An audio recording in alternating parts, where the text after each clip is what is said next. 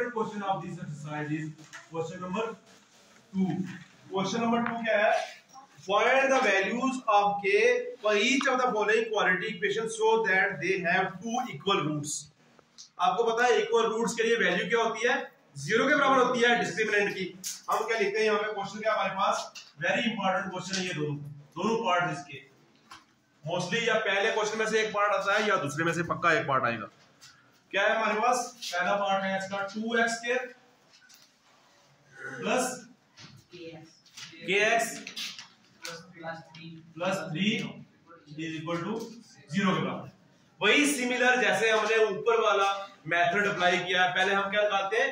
Discriminant. Comparing this equation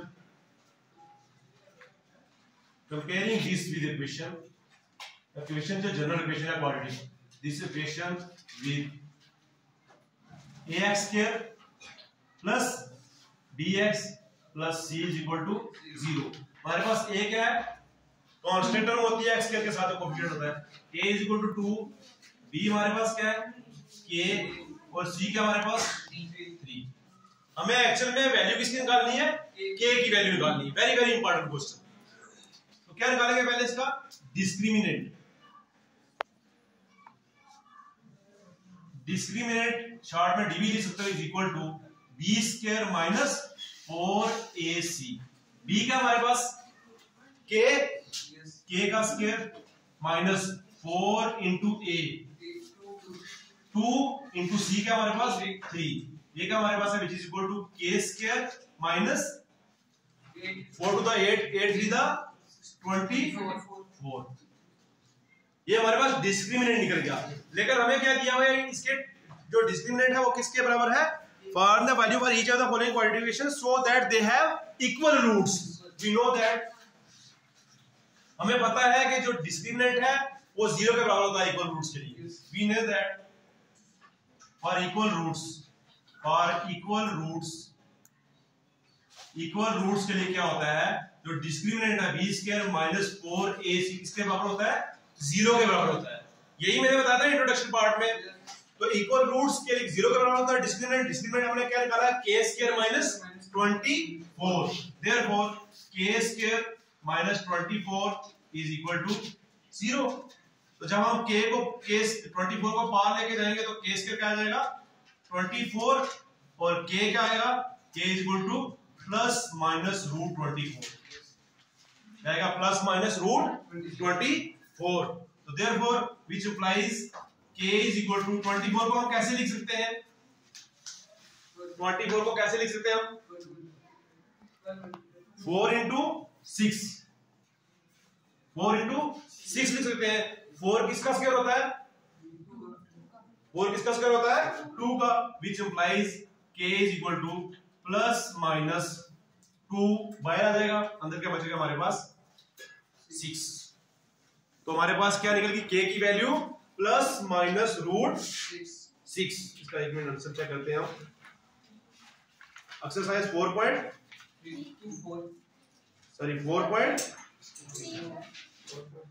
कौन सा part है इसका? क्वेश्चन नंबर 2 का फर्स्ट पार्ट. 4.3 है सर. 4.3 इसकी चेंज हो गई है ना. 4.3 का 4.4 का ठीक है.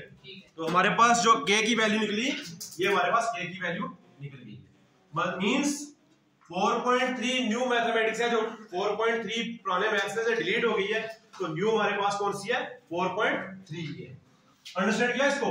तो नेक्स्ट हम क्या करते हैं? Second part of this question is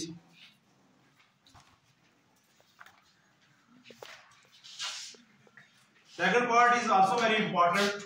Both parts are very important of this question. kx minus x minus 2 plus 6 equal to 0. हम पहले इसको इक्वेशन की फॉर्म में लाते हैं. क्या आएगा इक्वेशन की फॉर्म में?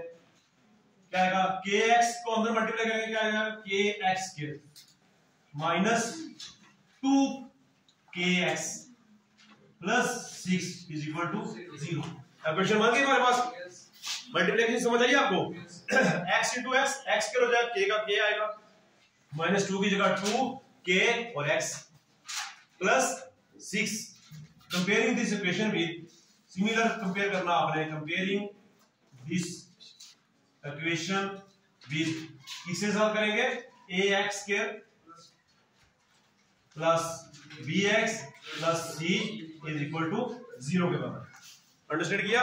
यहां से a क्या हमारे पास आएगा, k, b क्या हमारे पास आएगा -2k, c क्या हमारे पास आएगा 6। क्या निकालेंगे आप, डिस्क्रिमिनेंट। क्या निकालेंगे, डिस्क्रिमिनेंट से चेक करेंगे, DISCRIMANT। डिस्क्रिमिनेंट क्या होगा हमारे पास, which is equal to b square minus 4ac।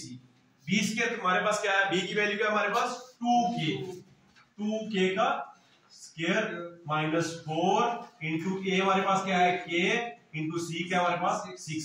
ये हमारे पास आ जाएगा 2 की power 2 to the 4k square minus 24k।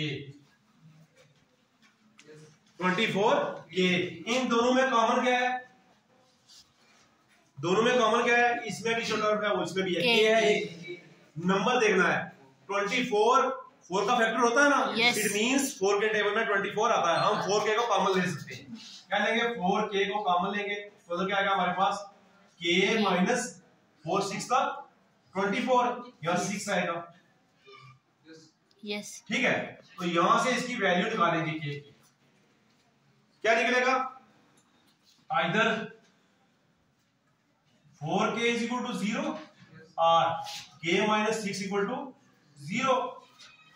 तो k 0 k को पार लगाएंगे, k क्या हो जाएगा, k is equal to 0 और k is equal to 6 minus 6 पार चला जाएगा तो क्या हो जाएगा 6। लेकिन हम अगर k को 0 लेंगे यहाँ पे तो ये टर्म भी 0 हो जाएगी, ये टर्म भी 0 हो जाएगी। इट मींस k 0 के बराबर नहीं होगा, तो इट मींस k हमारे पास क्या होगा 6 के बराबर होगा। Whoever k cannot be 0,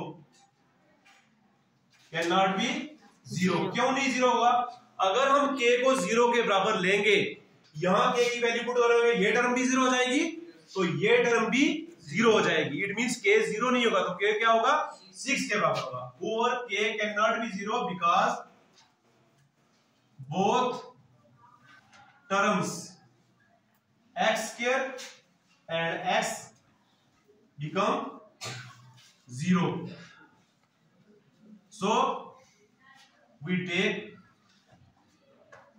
k equal to 6। हमारे पास 6 क्या इसका होगा आंसर होगा। अंडरस्टैंड किया आपने? 0 क्यों नहीं ले रहे, क्योंकि ये दोनों टर्में 0 बन जाएंगी, तो k को हम क्या लेंगे 6 के बराबर। इसके साथ ये हमारा क्वेश्चन नंबर 2 भी कंप्लीट होता है। अगर आपको कोई डाउट है तो फिर दोबारा से इसको पूछ सकते हो और देख सकते हो।